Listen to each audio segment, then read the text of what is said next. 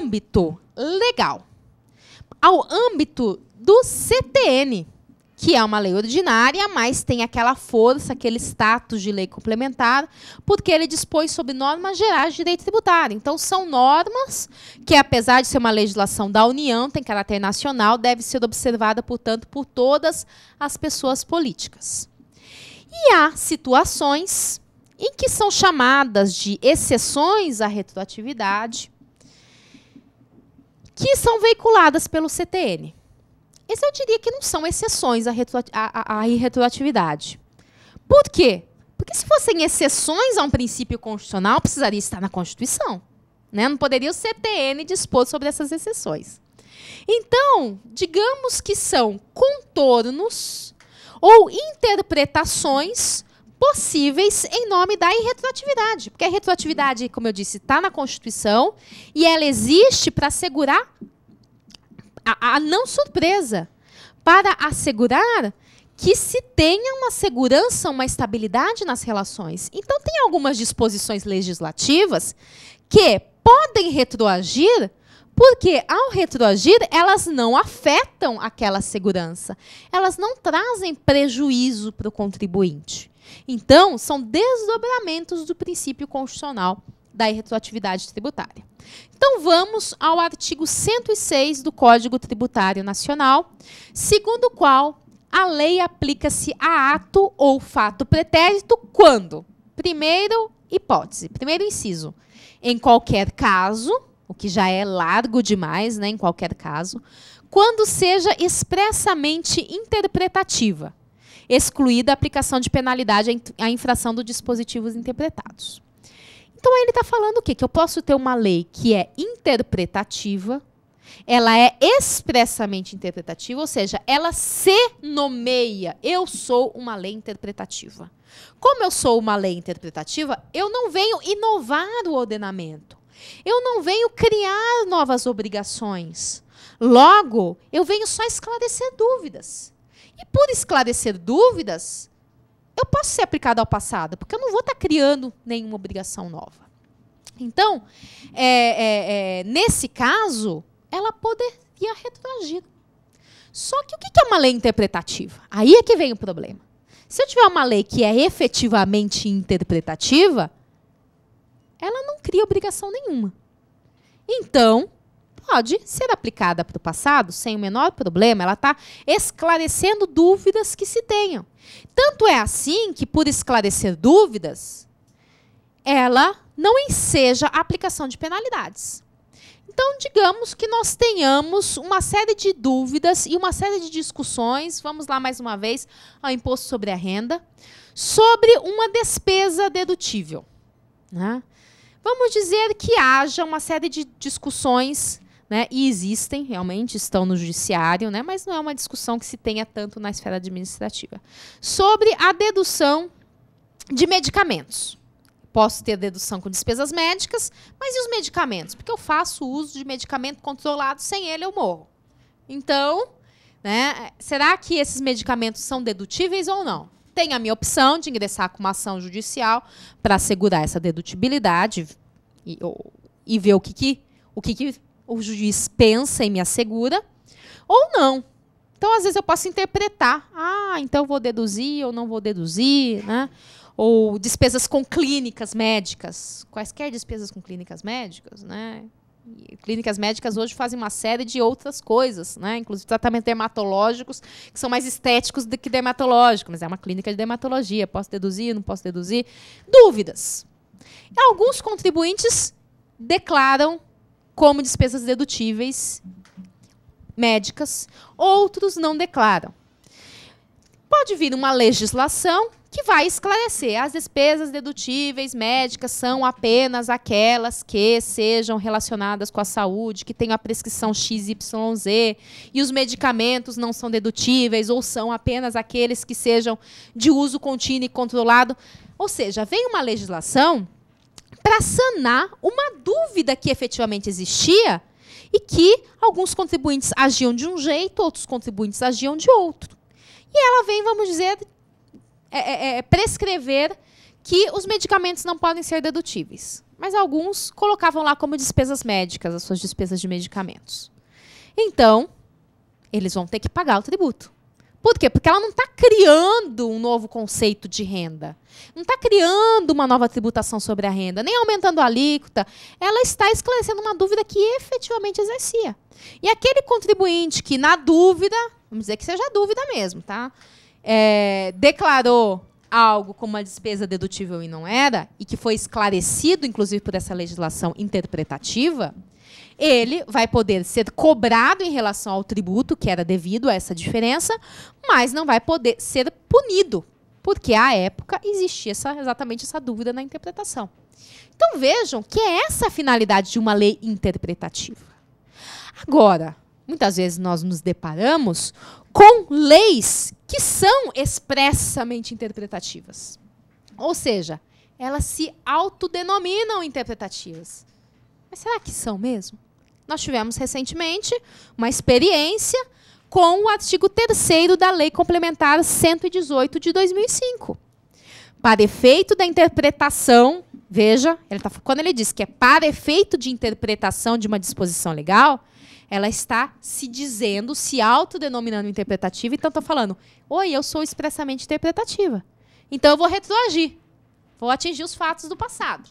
Mas será que só esse ser expressamente interpretativo é suficiente? Não.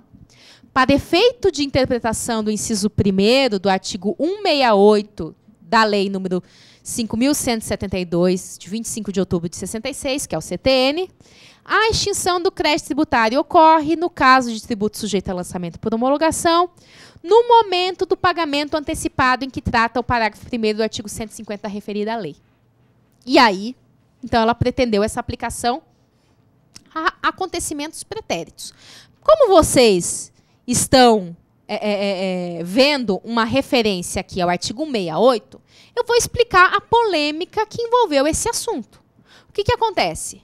Houve uma discussão, e aí fica claro que não é uma lei interpretativa, porque essa discussão já estava pacificada, mas houve uma discussão em qual seria o instante da extinção do crédito tributário. E esse instante da extinção é importante porque ele determina o marco inicial do prazo para pleitear restituições de indébito. Então, se é um tributo sujeito a lançamento de ofício, eu tenho um lançamento tributário. Lá nesse lançamento tributário, ele consta qual é a data de vencimento, IPTU, quando vocês recebem em casa, lá a notificação do IPTU. Lá consta qual é a data do vencimento.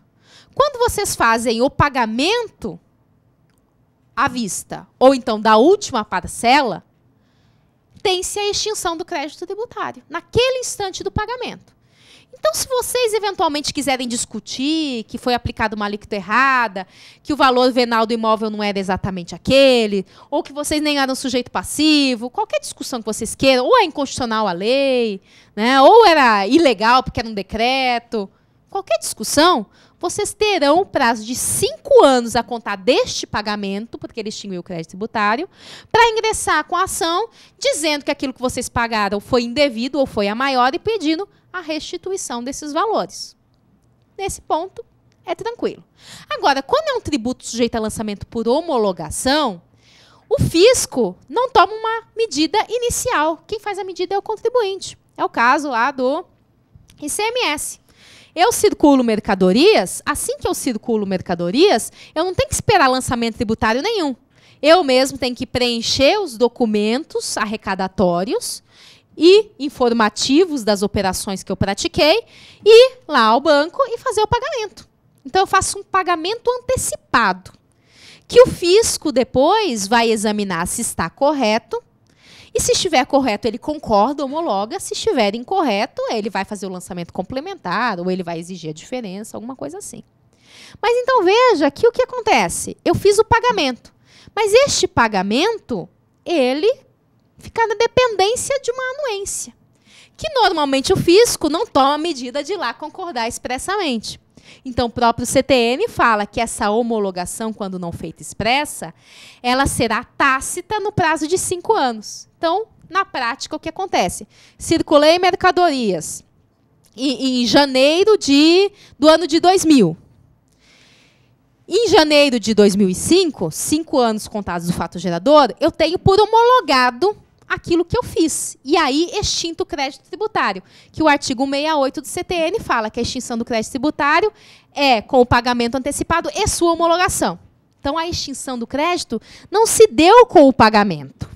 Se deu 5 anos depois, só em janeiro de 2005.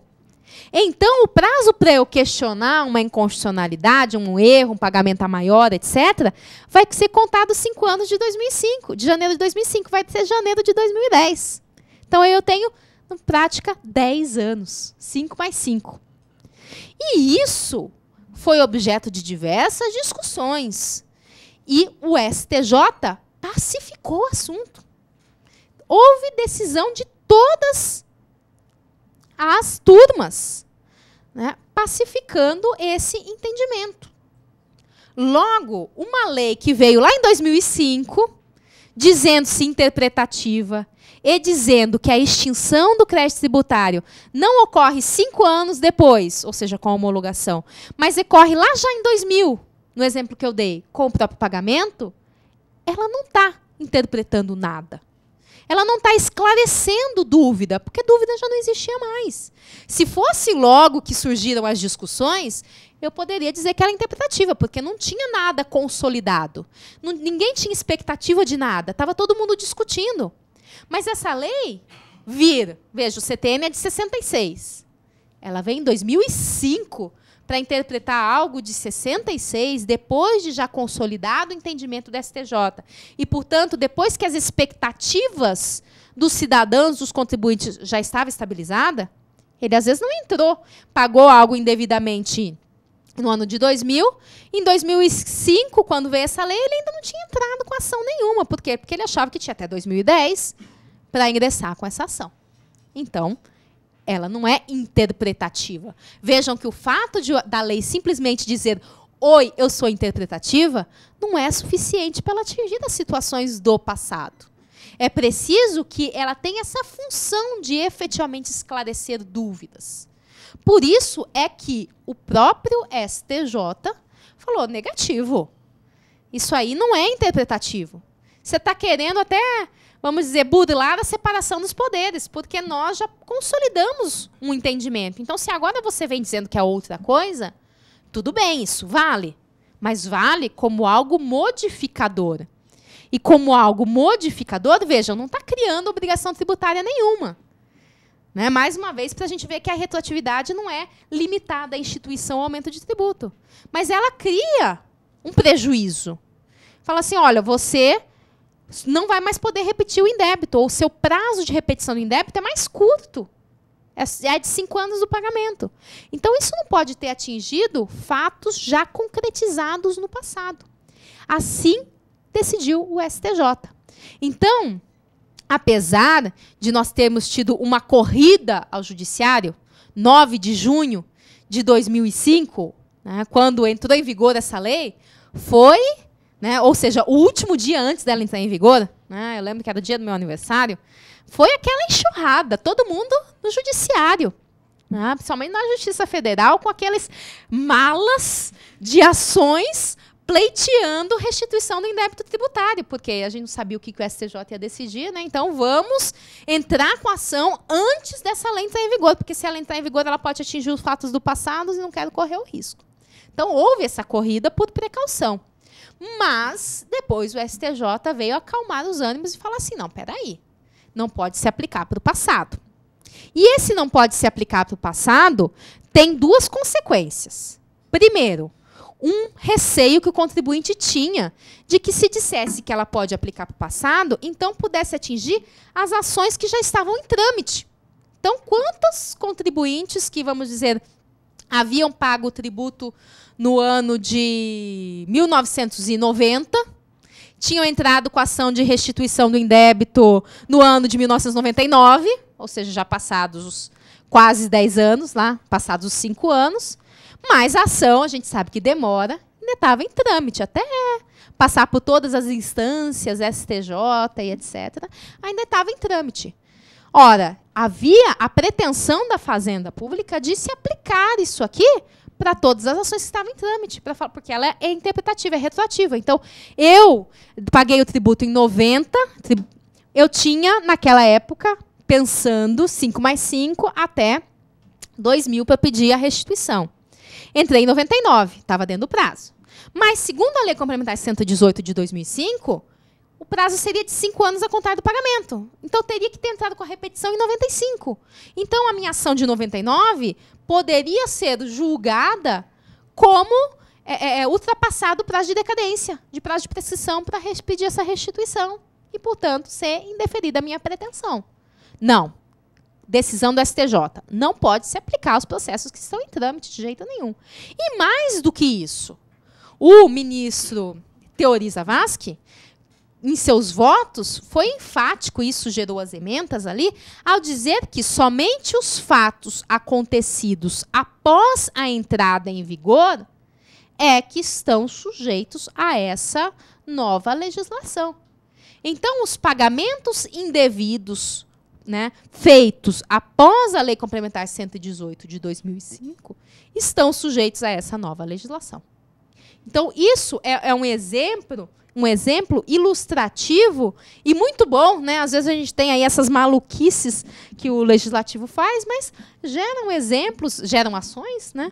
E geram exemplos também para a academia, para nós ilustrarmos aqui o motivo pelo qual a irretroatividade ela é muito mais ampla do que uma literalidade da lei poderia sugerir, né? E que a exceção, que não é bem exceção, do artigo 106, inciso 1º do CTN, tem que ser interpretado com esses olhos da visão constitucional. Não é pelo fato de uma lei se dizer interpretativa que ela simplesmente pode retroagir. Ela tem que ser efetivamente interpretativa, não criando ônus, novos encargos ou restrições ao contribuinte. Uma segunda hipótese. Tratando-se de ato não definitivamente julgado, e eu grifei porque existe uma discussão sobre que seja esse ato não definitivamente julgado, retroagirá a lei quando deixe de definir algo como infração, quando deixe de tratar um ato como contrário a qualquer exigência de ação ou omissão, desde que não tenha sido fraudulento, nem implicada a falta de pagamento de tributo, e quando comine penalidade menos severa que a prevista na lei vigente ao tempo de sua prática. Aqui nós temos uma disciplina de direito tributário penal. São normas punitivas. O direito tributário, ele acaba tendo algumas características muito parecidas com o direito penal, né? A própria tipicidade tributária é semelhante à tipicidade penal, ou reserva da lei, né? Nulo crime sine lege, nulo tributo sine lege, né? E também a questão da retroatividade mais benéfica, que é uma norma punitiva, né? Então, a retroatividade mais benéfica tem uma razão de ser. Num determinado momento que eu pratiquei um ato que era tido como infração, havia uma pretensão punitiva. Mas, se no momento posterior, o próprio legislador entendeu que aquele ato não era prejudicial o suficiente para ser tido como infração, ou seja, ele não era ilícito mais. Então, como é que eu vou punir alguém que praticou um ato que hoje a sociedade tolera, que hoje a sociedade aceita, que o legislador aceita como normal, como não lícito? Não ilícito, desculpe, como lícito. Então, por essas razões, é que aquilo que deixou de ser ilícito não pode continuar sujeita àquela legislação inicial, pretérita, que era punitiva. Aqui cabe essa retroatividade da lei penal mais benéfica, né? Então, algo que era infração, deixou de sê-lo, não tem cabimento aplicar punições. Também, algo que também, vamos dizer, era infração, mas aqui deixe de tratá-lo como contrário a qualquer exigência de ação ou omissão. Se não é mais contrário à exigência de ação ou omissão, quer dizer que não é infração. Mas ele faz uma ressalva. Desde que não tenha sido fraudulento e não tenha implicado falta de pagamento de tributo. Então, parece uma contradição, né?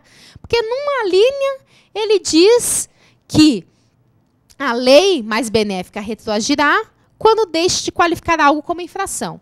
E depois, na outra linha, ele diz que retroagirá quando deixe de qualificar algo como infração, né, contrário à exigência de ação ou omissão, desde que não seja fraudulento e não tenha implicado a falta de pagamento de tributo. Com qual é que eu fico? Nós podemos fazer uma interpretação no sentido de dizer que essa segunda disposição ela pode ser aplicável aos deveres instrumentais. Porque, vejam, se eu pratiquei fatos tidos como infração, né, não pagar tributo, por exemplo, é uma infração. Né? Isso, se uma legislação posterior deixou de defini-lo como infração, ou deixar de cumprir um dever instrumental e deixou de definir aquilo como infração, eu não posso ser apenado. Mas, vamos dizer que, num determinado ano, vamos dizer que no ano de 2005, eu tinha uma legislação que dispunha que precisava emitir notas fiscais para fins de ICMS com determinadas características, precisava informar isso e aquilo. Se eu não o fizesse, tinha uma determinada multa. Multa de 50% do valor da operação, ou multa inconstitucional. Mas, por isso mesmo,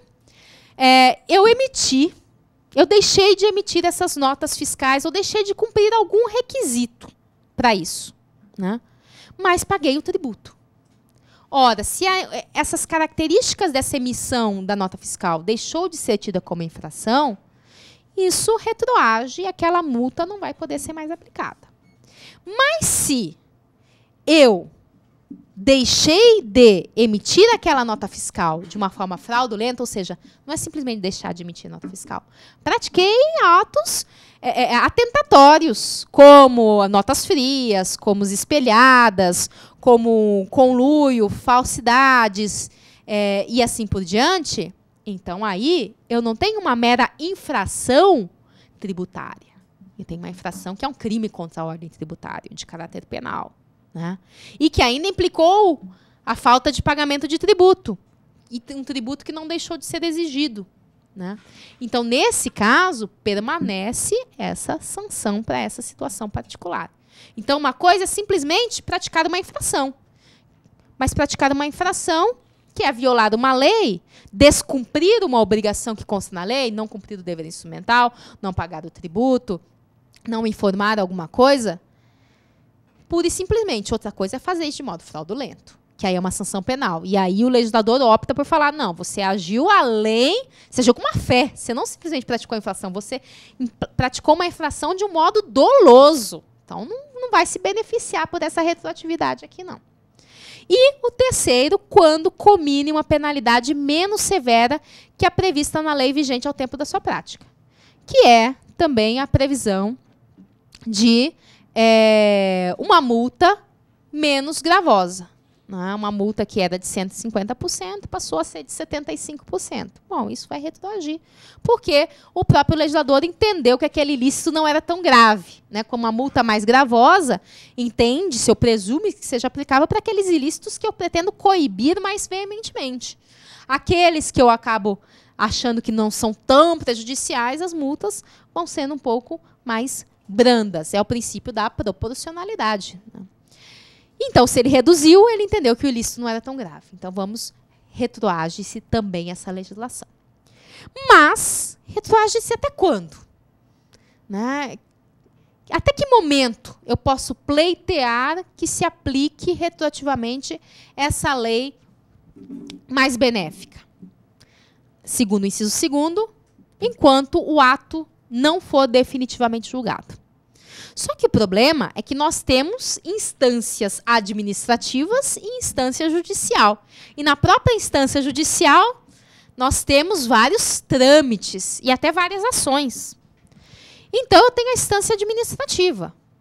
E, claro, não resta dúvidas que, enquanto não terminado o julgamento administrativo, eu posso pleitear e a própria autoridade administrativa pode aplicar de ofício essa retroatividade. Mas julgou, decisão administrativa irreformável. Isso significa que eu não posso mais aplicar a nova lei ou pedir uma nova lei mais benéfica? Ou definitivamente julgado na esfera administrativa, eu ingressei com uma ação judicial, enquanto ela tramitava, foi publicada uma lei que determina a aplicação de uma penalidade menos grave. Pode ser aplicada? A despeito das discussões travadas nesse assunto, o Judiciário vem admitindo sim. O Judiciário vem admitindo, o STJ vem admitindo, essa aplicação, esse entendimento, esse vocábulo ato não definitivamente julgado, na sua mais larga extensão, enquanto não encerrado o assunto.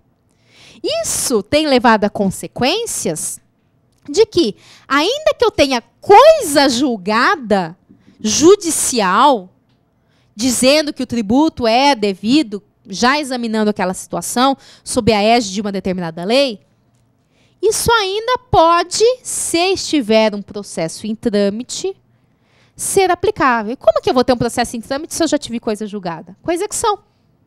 Às vezes eu já tive a esfera administrativa, discuti judicialmente, etc. E aí depois vem a execução fiscal. Enquanto tramita a execução fiscal, que também é um processo, também tem um julgamento, eu tô sujeita, eu tô aberta à possibilidade de, advindo uma nova legislação que deixe de qualificar como infração ou determine a aplicação de uma penalidade menos severa, aplicar perfeitamente essa legislação.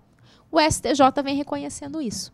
Por isso é que, apesar de falar de ato não definitivamente julgado, hoje o entendimento que se tem é de que o ponto crucial, final, para não aplicar uma legislação punitiva mais benéfica é o pagamento do tributo. Se eu paguei o tributo, não tem como eu falar, opa, vem aqui a minha situação, reabre a minha situação, vamos refer meu caso. Eu paguei o tributo, mas veio uma legislação nova. Isso pode até gerar alguns inconformismos, porque aquele contribuinte que, ao ser autuado, foi lá e pagou o tributo, se 10 anos depois vem uma legislação que reduz não só o tributo, nós estamos falando de multa, desculpe, né, a sanção. Reduz a sanção ou reduz, determina que aquilo não é mais infração e, portanto, não tem que pagar multa nenhuma, esse contribuinte que já pagou, acabou para ele. O outro contribuinte resolveu discutir, resolveu não pagar. Foi para a esfera administrativa, foi para a esfera judicial, deixou ir para a execução, aí vem essa legislação que diz que a multa deve ser menor do que aquela outra. Ele vai ser beneficiado. Então, se nós olharmos, nós podemos até falar, olha, é injusto. O contribuinte que, de boa fé, de prontidão, não criou transtorno, foi lá e pagou, teve que pagar a multa, não teve benefício. O outro, que prolongou a discussão, vai ter o benefício. Mas o que é a justiça, né? A justiça pode ser a questão da isonomia. Os dois vão ser tratados de uma forma diferente. Só que eles tomaram atitudes diferentes. Um se conformou, o outro não se conformou. E como esse que não se conformou, ele vai ser exigido de uma multa num determinado momento em que aquela multa acabou sendo menos gravosa. Então, na verdade, essa isonomia fica, vamos dizer, um pouco distorcida. Porque, apesar de um ter agido de mais prontidão, né, e vindo pagar o tributo, o outro, né, também não pode se dizer que estava de má fé simplesmente porque ingressou com ações. Ele foi, talvez, mais diligente, querendo realmente examinar e rediscutir o seu direito. Né? Então, nesses casos, nós vamos ter esse tratamento distintivo. Então, ato não definitivamente julgado, ou seja, aquilo que impede a aplicação retroativa, é o pagamento. O restante, até a execução, fase da execução, perfeitamente possível aplicar essa lei penal mais benéfica. Agora, uma outra questão que se coloca. E se eu quiser... E como é que fica a retroatividade do tributo menos gravoso? Que eu até, equivocadamente, acabei falando em tributo, mas